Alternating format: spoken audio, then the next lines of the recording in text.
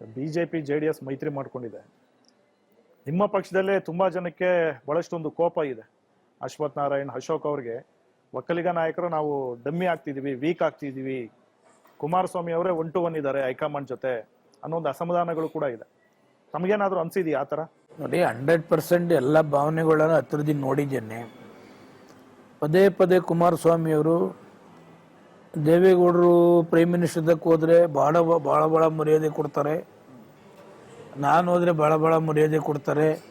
ಆ ಮರ್ಯಾದೆಗೋಸ್ಕರ ನಾವು ಅವ್ರ ಜೊತೆಲಿ ಇರಬೇಕು, ಅದಿರಬೇಕು. ಯಾರು ಹೋಗಿ ಕೇಳೋದಿಲ್ಲ. ಯಾರು ಹೋಗಿ ಕೇಳ್ತಾರೆ ಪ್ರೈಮ್ ಮಿನಿಸ್ಟ್ರಿಗೆ? MP ಗಳಾಗಲಿ ಮಂತ್ರಿಗಳಾಗಲಿ ಯಾರು ಕೂಡ ಹೋಗಿ ಮಾತನಾಡ್ತಕ್ಕಂಥದ್ದು ಏನಿಲ್ಲ. ಇದೇ ದೇವೇಗೌಡರು ಪ್ರೈಮ್ ಮಿನಿಸ್ಟರಿಂದ ಆಗ್ಬಿಟ್ರೆ ನಾನು ದೇಶ ಬಿಟ್ಬಿಡ್ತೀನಿ ಅಂತಂದರು. ಇದೇ ಕುಮಾರಸ್ವಾಮಿ ಎಷ್ಟು ಸಾರಿ ಮೋದಿ ವಿರುದ್ಧ ಭಾಷಣ ಮಾಡಿಲ್ಲ. ಆಮೇಲೆ ಎಷ್ಟು ಸೀಟ್ ಗೆದ್ದವ್ರೆ? 2 ಸೀಟು. 2 ಸೀಟ್ ಗೆದ್ದವ್ರಿಗೆ ಇವರು ಕ್ಯಾಬಿನೆಟ್ ಕೊಟ್ಟರೆ ಇನ್ನು 15 ಜನ ಗೆದ್ದಂಥವ್ರು ಏನಾಗಬೇಕು? ಎಷ್ಟು ಸೀನಿಯಾರಿಟಿ ಅವ್ರಿಗೂ ಇದೆ, ಅವ್ರಿಗೆ ಕ್ಯಾಬಿನೆಟ್ ಕೊಡಲಿಲ್ಲ. ಈಗ ಬೊಮ್ಮಾಯಿ ಅವರು ಚೀಫ್ ಮಿನಿಸ್ಟರ್ ಆಗಿದ್ದಂಥವ್ರು, ಜಗದೀಶ್ ಶೆಟ್ಟರು ಚೀಫ್ ಮಿನಿಸ್ಟರ್ ಆಗಿದ್ದಂಥವ್ರು, ಸೋಮಣ್ಣ ಮೋಸ್ಟ್ ಸೀನಿಯರು. ಹೇಳುದು ಇದೆಲ್ಲನೂ ಬಿಟ್ಟು ಇವ್ರು ಕೇವಲ 2 ಸೀಟ್ ನನಗೆ ಕ್ಯಾಬಿನೆಟ್ ಕೊಟ್ಬಿಟ್ಟು ಮಾತಾಡ್ತಾರೆ.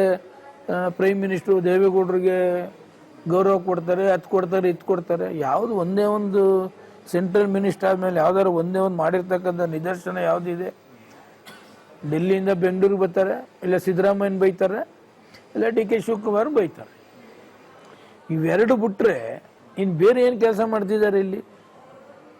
ಏನು ಇಲ್ಲ, ಬರೀ ಪ್ರೆಸ್ ಒಂದು, ಬರೀ ಇದೇನೆ.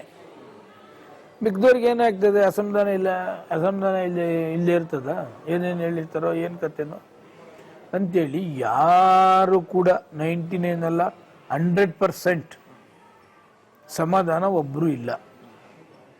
ಮೊನ್ನೆ ಎಲ್ಲೋ ಭಾಷಣದಲ್ಲಿ ಹೇಳಿದಾರಲ್ಲ ಇವರು ವಿಜೇಂದ್ರ ಅವರು, 100ಕ್ಕೆ 100 ನಮ್ಮದೇ ಓನ್ ಕೆಪಾಸಿಟಿ ಮೇಲೆ ಭಾರತೀಯ ಜನತಾ ಪಕ್ಷ ಬರಬೇಕು ಅಂತ ಹೇಳ್ತಾವ್ರೆ.